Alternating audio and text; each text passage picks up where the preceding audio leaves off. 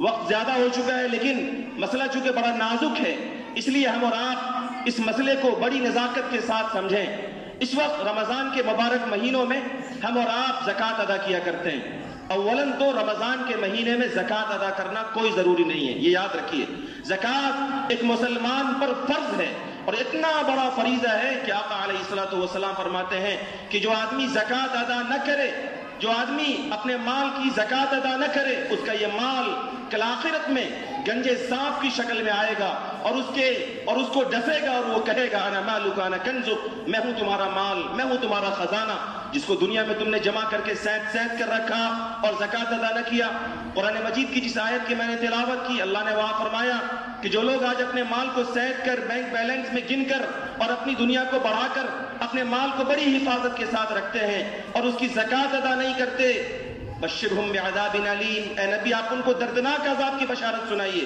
وہ عذاب یوم یحمى علیہا فی نار جہنم، کہ یہ سونے، یہ چاندی، یہ زیورات، یہ پیسے اور یہ ہمارے بینک بیلنس، ان سب کو آگ میں تپایا جائے گا۔ اور پھر فرمایا یوم یحمى علیہا فی نار جہنم فتکوی بها جباہہم وجنوبہم وظہورہم، پیشانیوں کو، پہلوؤں کو داغا جائے گا اور کہا جائے گا ذوقوا ما کنتم تکنزون، چکھو اس عذاب کو، چکھو اس مال کے عبرتناک انجام کو جس کو تم دنیا میں جمع کرتے تھے اور زکوٰۃ ادا نہیں کیا کرتے تھے۔ مسلمان زکوٰۃ ادا کرتا ہے، لیکن ہمارے یہاں زکوٰۃ ادا کرنے کی جو صورتحال ہے وہ یہ ہے کہ ہم میں سے بہت سارے لوگوں کو اس تعلق سے بہت ہی زیادہ غفلت ہے۔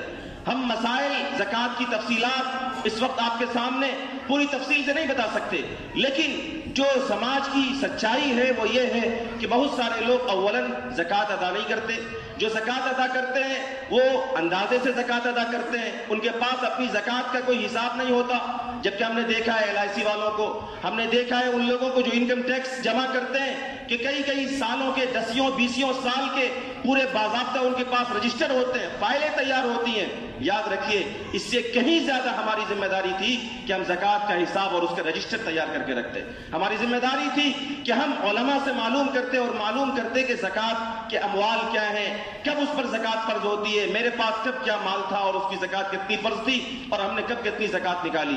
یاد رکھیے پیارے آقا علیہ الصلوۃ والسلام نے ارشاد فرمایا من ادى زکاۃ مالہ فقد ذهب عنہ شرہ، جب آدمی اپنے مال کی زکوٰۃ ادا کر دیتا ہے تو اس کے مال کی برائی ختم ہو جاتی ہے، اس کے مال کا شر ختم ہو جاتا ہے۔ آج ہم میں سے بہت سارے لوگوں کو خاص طور سے ملک کے موجودہ حالات میں ایک پریشانی اور تشویش رہتی ہے، مستقل دھڑکا لگا رہتا ہے کہ کب ہماری دکان جلا دی جائے، کب ہمارے اموال لوٹ لیے جائیں، کب ہمیں تجارت اور بزنس میں نقصان کا سامنا کرنا پڑ جائے۔ ہمارے یہاں چمڑے کا کاروبار تھا، فلاں اور فلاں کی سازش کی وجہ سے یہ کاروبار ختم ہو گیا۔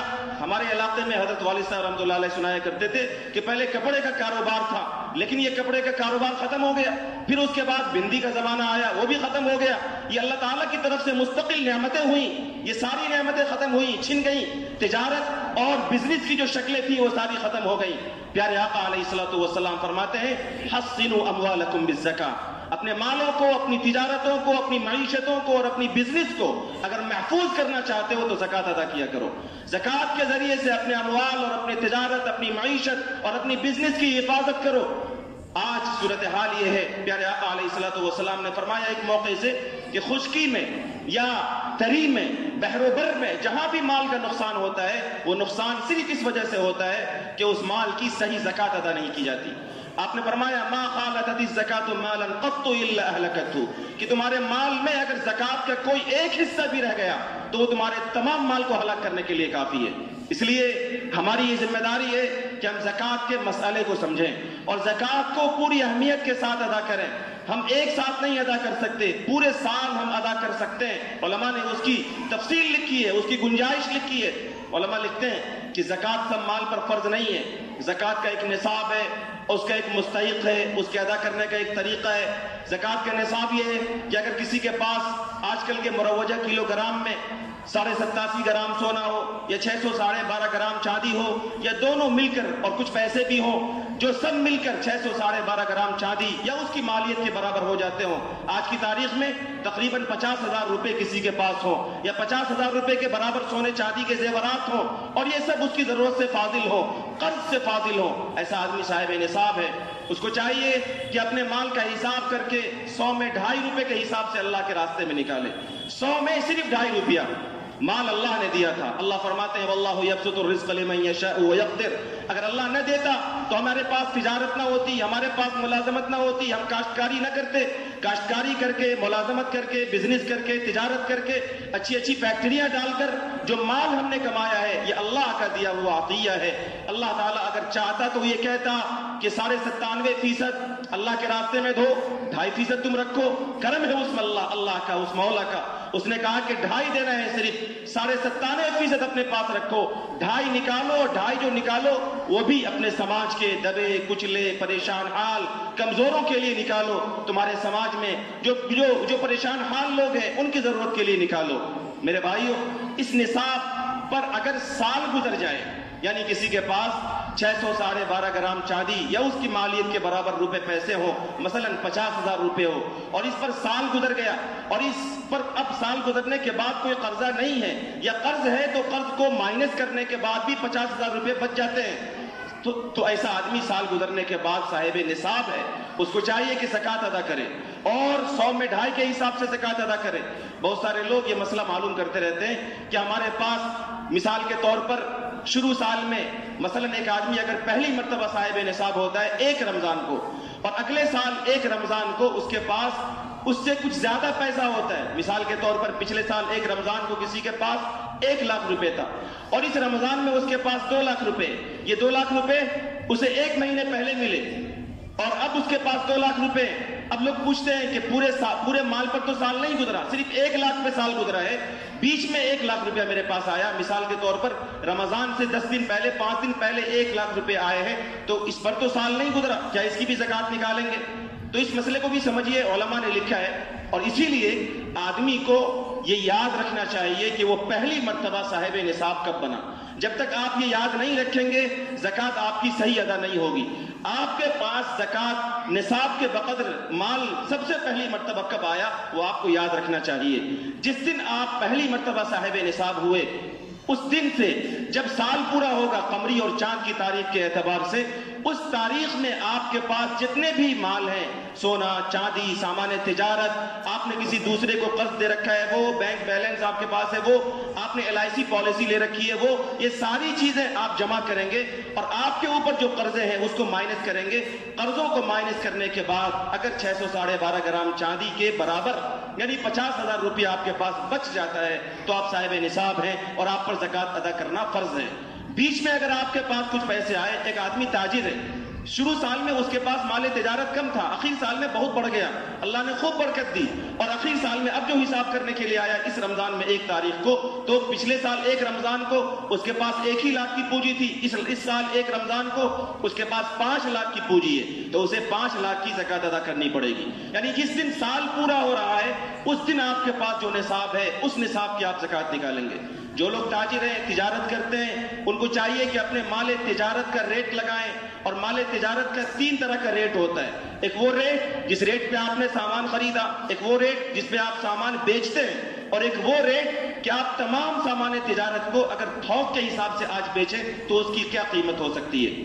علماء نے تو یہ لکھا ہے کہ آدمی جس ریٹ میں بیچے گا اس ریٹ کے حساب سے زکوٰۃ کا حساب کرے. اپنے سامان تجارت, کوئی کپڑے کی تجارت کر رہا ہے, کوئی دوائی کی تجارت کر رہا ہے, کوئی کسی اور چیز کی تجارت کر رہا ہے, تو جس دن سال پورا ہو رہا ہے اس دن اس کے دکان میں جتنی بھی پونجی ہے اس تمام پونجی کی جو فروخت ریٹ ہے آج کی تاریخ میں اگر اس کو بیچے گا تو کتنی قیمت بن سکتی ہے, اس حساب سے اسے زکوٰۃ نکالنا چاہیے.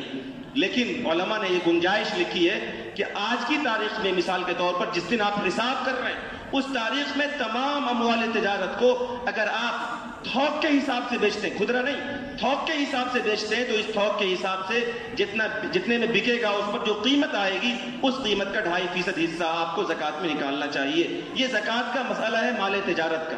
इसी तरह माओ बहनों के पास जेवरात होते हैं। बहुत सारे लोग ये मसला मालूम करते हैं कि इस्तेमाली जेवरात में जो हमारी बहनें, बीवियां और हमारे घर की माएँ पहनती हैं, क्या उस पर ज़कात नहीं है?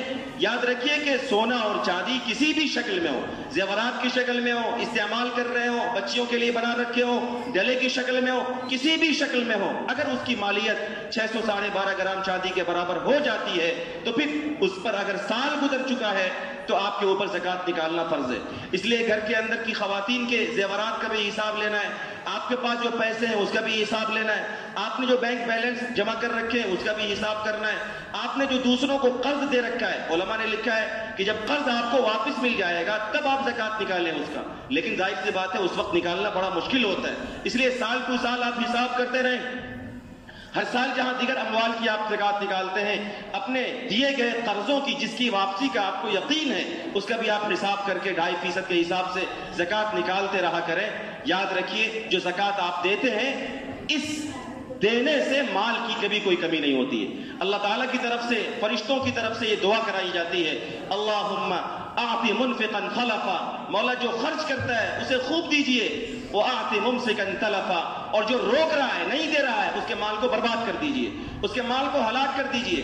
कुरान मजीद में अल्लाह फरमाते हैं वमा आतैतुम मिन रिबल लियरबु फी अमवालिन नास फला यरबु इंदल्लाह वमा आतैतुम मिन ज़कातिन तुरीदून वजहल्लाहि फउलाइका हुमुल मुज़इफून। सूद पर जो तुम लोगों को देते हो वो अल्लाह के यहाँ नहीं बढ़ता, लेकिन जो माल तुम ज़कात में, सदक़ात में अल्लाह के रास्ते में दे देते हो, अल्लाह ताला के यहाँ ये दरअसल तुम बहुत ज्यादा बढ़ाने वाले हो, और अल्लाह ताला दरअसल तुम्हें मैदान महशर में बहुत ज्यादा बढ़ाकर लौटाने वाले हैं। इसलिए ज़कात टैक्स समझकर, तावान समझकर, बोझ समझकर अदा न किया जाए, ज़कात खुशदिली से अदा किया जाए, ज़कात पूरी बशाशत के साथ अदा किया जाए, और ज़कात अदा करते हुए इस बात का पूरा ख्याल रखा जाए कि आपकी ज़कात मुस्तहिक़ीन तक पहुंचे।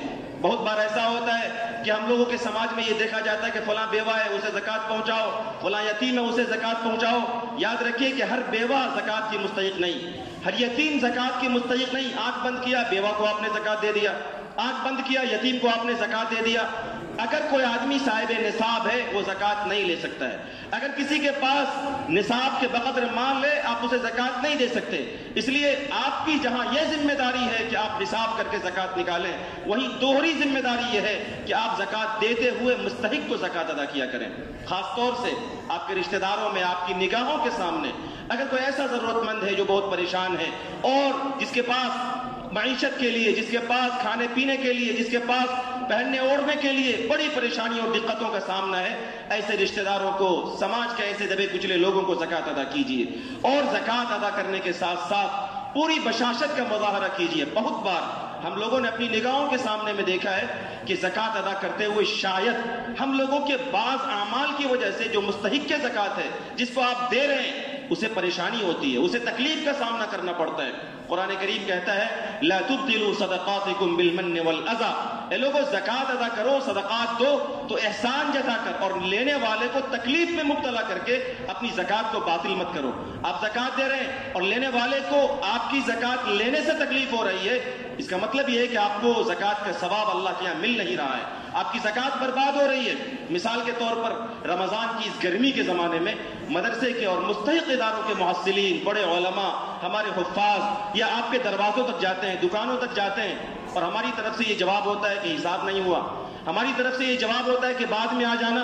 खूब याद रखिए ये लेने वालों की और ज़कात को जहां आप दे रहे हैं उन मसारिफ की हद दर्जे बेतौकीरी है और हद दर्जे तहकीर है। आपकी जिम्मेदारी है कि आप हिसाब चाहे जब करें, लेकिन आपकी निगाहों के सामने कोई साइल आया है, किसी मदरसे का मुहस्सिल आया है, कोई मुस्तहिक़ के ज़कात आया है, आप उसे दीजिए और अपने रजिस्टर पर लिखिए ताकि आप हिसाब करते हुए उसको मिन्हा कर लीजिए, उसको माइनस कर लीजिए। लेकिन ये कहकर के बाद में आना, घर पे आना, अगली बार आना, बेखून पर कर देते हैं। मेरे भाइयों, मेरे बुजुर्गों, याद रखिए ये अज़ा के अंदर आता है, ये तकलीफ के अंदर आता है। कहीं ऐसा ना हो कि हमारी ज़कात हम अदा कर रहे हो और ज़कात अल्लाह के यहाँ हमारी कबूल ना हो। इसलिए आप इन नज़ाकतों को मलहूज़ नज़र रखते हुए ज़कात अदा किया करें। मैंने अर्ज़ किया था कि ज़कात रमज़ान में अदा करना कोई ज़रूरी नहीं है। जिस दिन आप पहली मरतबा साहिब निसाब हुए, उस दिन से अगली बार जब साल पूरा होगा उस तारीख में आपको ज़कात अदा करना है। और ज़कात कोई ज़रूरी नहीं है कि रमज़ान ही में दे दिया जाए। मैं समझता हूँ کہ بہت بار ایسا ہوتا ہے کہ لوگ یہ سمجھتے ہیں کہ رمضان میں ہی زکوٰۃ ادا کرنا ہے، اس لیے بھی وہ زکوٰۃ ادا نہیں کر پاتے۔ رمضان میں دقت تھی، پریشانی تھی، صاحب نصاب تھا، کچھ دیا کچھ رکھ لیا، کچھ نہیں ادا کر سکا، بعد میں یہ سمجھا کہ دوسرے دنوں میں تو زکوٰۃ ہم ادا کر نہیں سکتے اس لیے زکوٰۃ ادا نہیں کر رہے۔ یاد رکھیے کہ اپنے رجسٹر بنائیے، اپنی ڈائری بنائیے، آپ سال میں جس دن صاحب نصاب ہو رہے ہیں اسی دن اگلے سال حساب کیجئے، چاہے وہ کوئی بھی تاریخ ہو، رمضان کا مہینہ ہو یا غیر رمضان کا مہینہ ہو، لیکن آپ جب بھی کسی مستحق کو دیں اپنے رجسٹر پہ، اپنی ڈائری پہ، اپنی یادداشت پہ لکھتے رہیں تاکہ جس دن آپ حساب کریں اس حساب میں سے اس کو مائنس کر لیں۔ اگر آپ کی کوئی تاریخ نہیں ہے، کوئی یاد نہیں ہے آپ کو کہ آپ پہلی مرتبہ کب صاحب نصاب بنے، تو آپ کوئی بھی تاریخ اپنے اندازے سے مقرر کر سکتے ہیں، جیسے کہ ہم میں سے اکثر لوگ رمضان میں حساب کیا کرتے ہیں، لیکن رمضان میں بھی الٹپ نہیں کہ کسی بھی تاریخ میں آپ حساب کر رہے ہیں، رمضان کی بھی کوئی ایک تاریخ ہر صاحب نصاب کے پاس فکس ہونی چاہیے۔ مثال کے طور پر آپ رمضان کی 15 تاریخ کو حساب کرتے ہیں تو ہر سال رمضان کی 15 تاریخ کو آپ کو اپنے اموال کا حساب کر لینا ہے، زیورات کتنے ہیں، اموال تجارت کتنے ہیں، بینک بیلنس کتنے ہیں، دوسروں کو دیے گئے قرض کتنے ہیں، ٹوٹل کا آپ حساب کیجئے۔ ہر سال رمضان کی 15 تاریخ کو آپ کے اوپر قرض کتنے ہیں مائنس کیجئے، 2.5% نکالیے، یہ آپ کی زکوٰۃ ہے، اور وہ 2.5% یا تو رمضان میں ہی دے دیجئے یا سال بھر دھیرے دھیرے دیتے رہیے، لیکن زکوٰۃ بہرحال ایک ایک پیسہ کر کے ضرور نکالی جائے تاکہ کہیں ایسا نہ ہو کہ اس کا 1 روپیہ بھی ہمارے پاس رہ جائے اور ہمارا مال برباد ہو جائے۔ اسی کے علاوہ رمضان کے مہینے میں ہم صدقہ فطر بھی نکالتے ہیں نصف سا گیہوں سے، اور اس کے علاوہ جو کھجور کشمش سے 1 سا 3.5 کلو کے برابر علماء نے لکھا ہے۔ چاہیے ہمیں کہ ہم صدقہ فطر بھی پورے اہتمام کے ساتھ نکالیں۔ امارت شریعہ کی طرف سے اس بار صدقہ فطر کا جو ایٹ لیسٹ کم سے کم اعلان ہے گیہوں سے نصف سا 2.25 کلو کا، وہ 60 روپے ہے۔